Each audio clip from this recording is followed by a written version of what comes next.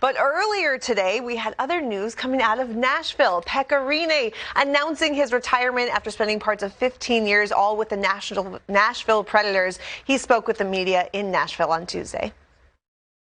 I want to thank the Preds organization. I feel fortunate that I played all my career in one organization. Take a lot of pride in that. I want to thank David Poyle, the ownership group.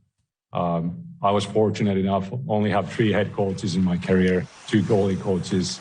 All these guys, they had a huge impact on me, huge influence, especially the goalie coaches. Mitch Korn, early on in my career, I feel like he was able to groom me into an NHL goalie. And then once Peter came along, so did Ben Vanderklok, and we had some great success with him. So very, very thankful for those guys, and all my teammates over the years. To me, it's still that 2017 Stanley Cup run. That was something that I'll never forget. The whole run, the whole journey, it was so special. It also showed how difficult it is to win, and really makes you appreciate it and respect the trophy. And but yeah, that year was special. And Pekka Rinne will go down as one of the most special players in Preds history. They love him there. He's done wonders for the community. He won the King Clancy just this year alone for everything that he's contributed to that Nashville community. But you're looking right now at the numbers of things he did on the ice. Second most wins by a player drafted in the 8th round or later. He was a Vezina finalist 4 times and finally won 3 years ago, that 2017-18 season.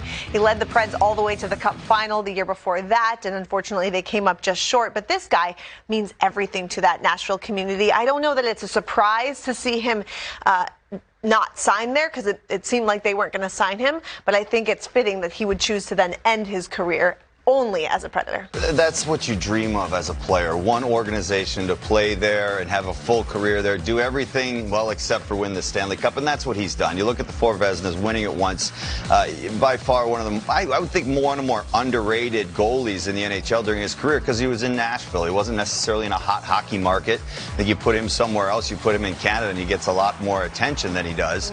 But a spectacular career, and I love the fact that he's loyal to that organization. Instead of maybe trying to squeeze out another year or 2, he's just going to be a Nashville Predator for life, and I wouldn't be surprised to see 35 raised up in the rafters at some point. Oh yeah, they're going to have a night for him this year for sure. His the longest tenured Predator, I think, and I guarantee that his jersey will be raised to the rafters, and not only that, he was probably the most popular player in Nashville history.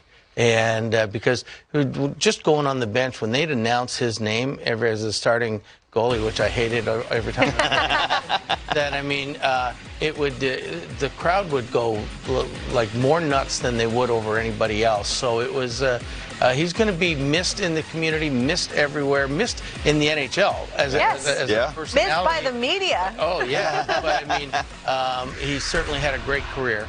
And I hope he gets everything that he deserves. This is from the Preds Twitter account, people giving him the appreciation that he has so earned and deserved. I mean, there's so many things we could focus on in terms of his play, and I do want to ask you what the scouting report was on him or what it was like to face him when you were coaching the Minnesota Wild. But I remember his goalie goal just last year, 2020. I think it was January of 2020. He ends up scoring the goalie goal, and this guy's late into his career, and I just remember the crowd went nuts, the players all went nuts, and it was such a special moment. I think we have video here actually, so I don't know if you guys remember watching this, but he just went for it, right? Why not? And it went all the way in 200 feet into the ice against the Blackhawks, so that must have felt good for him. Yeah, you can just see he had a little bit of time. You got to clean off the wall that head.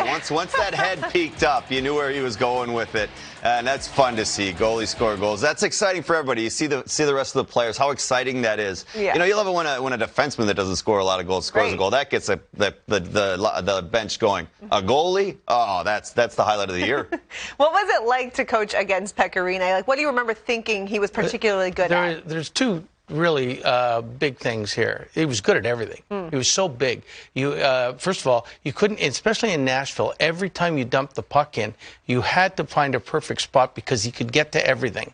And he was like that extra defenseman. You tried to rim it around the boards hard, he'd get behind the boards and he'd stop it and make the play. If you did a cross corner dump type thing, he would get out there and play it. So it was really difficult. But I mean, we played him in his rookie season when he was in Milwaukee, and we played him in the finals for the Calder Cup. Wow. And we beat him that thing. And I said, okay, that's good. So the next time he played us in the playoffs in Game 7 in Anaheim, and we outshot them 44-17, and he beat us 2-1. And you just, as a coach, you're sitting back there, and I think you're just sitting there going, nothing's getting by this guy today, and you just know it unless something goes in off one of your players or something.